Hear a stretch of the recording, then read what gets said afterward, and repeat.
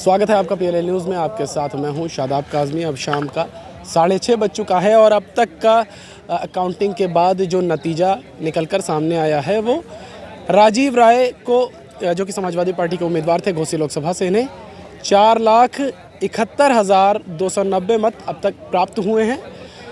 1,61,315 मतों से राजीव राय लीड कर रहे हैं एनडीए के उम्मीदवार डॉक्टर अरविंद राजभर से। डॉक्टर अरविंद राजभर को अब तक 3,09,975 मत मिले हैं। हालांकि काउंटिंग अभी चल रही है तो ये आंकड़े थोड़े बदल सकते हैं और राजीव राय का जीत का जो आंकड़ा है, जो मार्जिन है, वो बढ़ सकती है। लेकिन इस तरीके की जीत राजीव राय की होने वाली है क्या? संजय जी, आप लगातार क्षेत्र में घूम रहे थे, राजीव राय इतनी बड़ी जीत दर्ज कराएंगे, उम्मीद थी?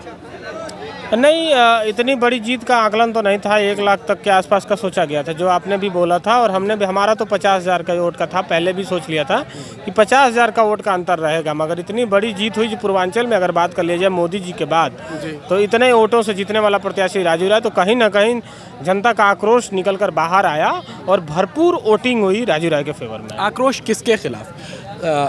ओम प्रकाश राजभर के खिलाफ या सत्ता के खिलाफ? देखिए, अगर एक के खिलाफ आक्रोश होता तो शायद इतना मतदान नहीं पड़ते।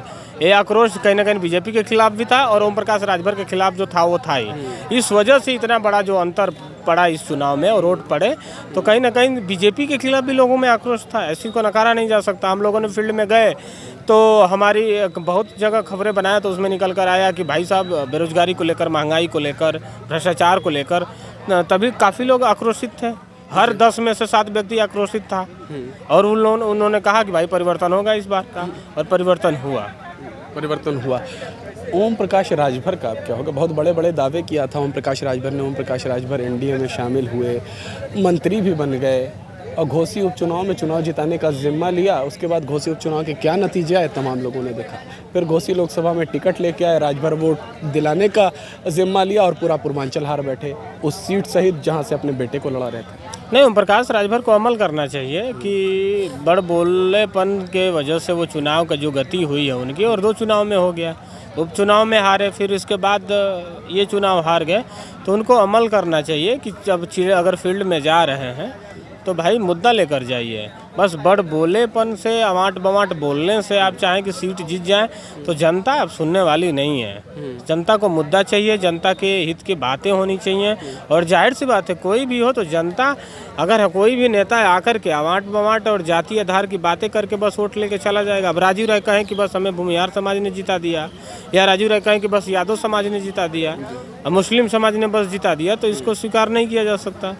सर्व समाज का वोट पड़ा तो राजीव राय को ही क्यों पड़ा? काहे नहीं बालकृष्ण चौहान को पड़ गया?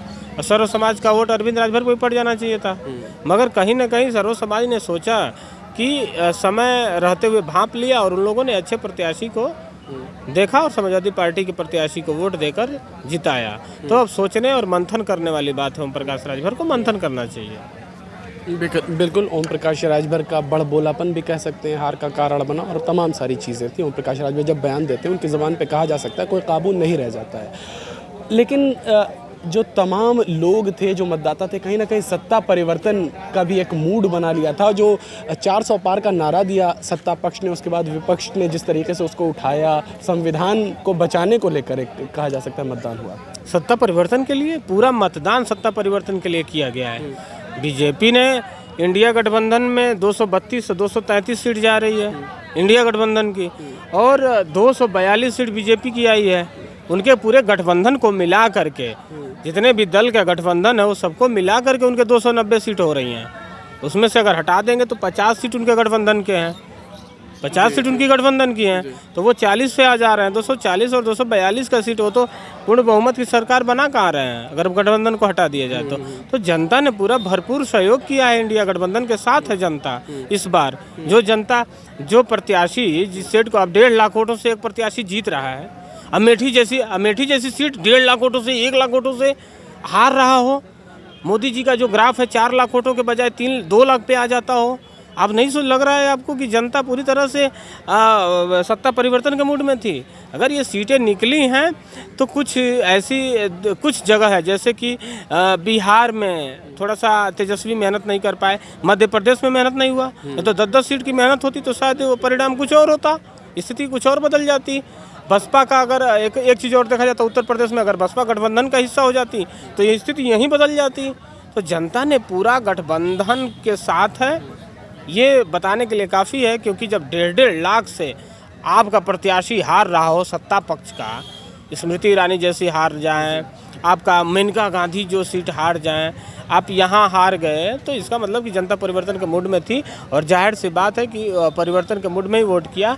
अभी भी जो सरकार बनाने वाली बात है, तो अब देखिए, अभी इस तो एक दिन का मंथन होगा और इसके बाद सरकार बनेगी। हालांकि ऐसा लगता है जनता ने सत्ता परिवर्तन के मूड से भले ही मतदान किया हो, लेकिन शायद कि सफल हो पाए ना हो पाए, क्योंकि एनडीए के पास जितनी सीटें हैं, उम्मीद है ज़्यादातर यही कि एनडीए सरकार दोबारा बना लेगा, मोदी जी प्रधानमंत्री बन जाएंगे। लेकिन इस चुनाव में जिस तरीके का जनादेश दिया जनता ने, तो क्या आगे के चुनावों के लिए भी एक मैसेज माना जा सकता है? मैसेज है, बिल्कुल मैसेज है। और ऐसा अगर जनता ने ऐसा इंडिया गठबंधन के साथ अगर किया है तो जाहिर सी बात है कि अच्छा संकेत दिया और अच्छा मैसेज दिया है आने वाले समय के लिए, अच्छा संकेत है।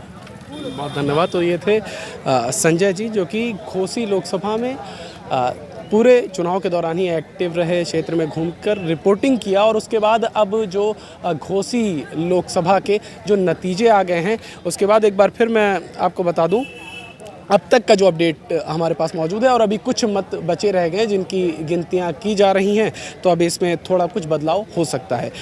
लेकिन अंत में मैं बता दूं, राजीव राय को अब तक 4,74,974 मत मिले हैं, यानी 1,62,296 मतों से राजीव राय लीड कर रहे हैं, और इनके निकटतम प्रतिद्वंदी डॉक्टर अरविंद राजभर को 3,12,678 मत हासिल हुए हैं।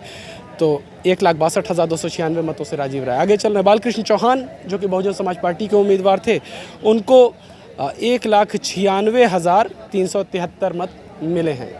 तो ये था घोसी लोकसभा का अपडेट। आगे के अपडेट्स के लिए आप बने रहें PLN न्यूज़ के साथ। फिल वक्त के लिए दीजिए मुझे इजाज़त। धन्यवाद।